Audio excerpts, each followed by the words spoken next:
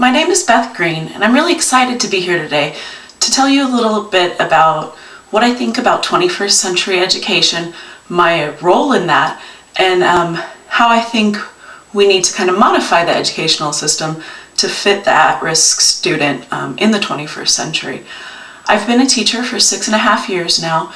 The majority of that time I've been in California, but all of the time I have taught at-risk youth, whether it's in a traditional classroom setting or in an independent study environment.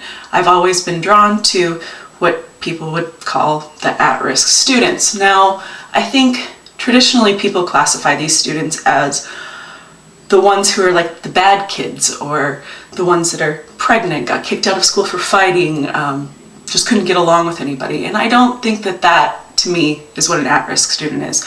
To me, an at-risk student is anybody who's not being served by the educational system as it stands today. We have a variety of people, we have a variety of learners, a variety of ways to learn, but the traditional classroom setting doesn't always fulfill that.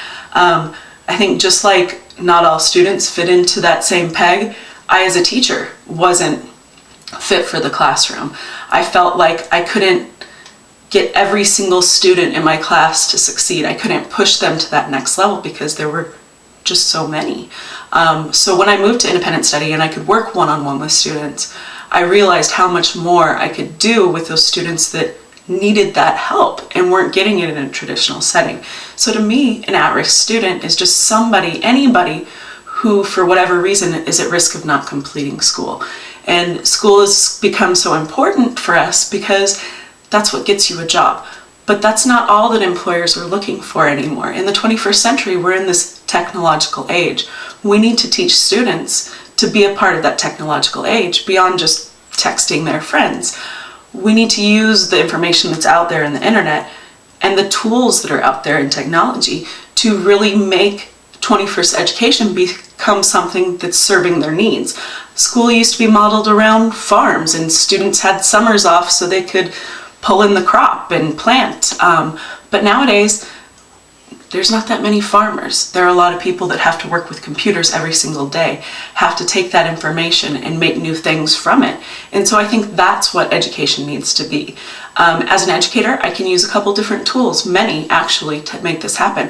One of them is how assessment is evaluated.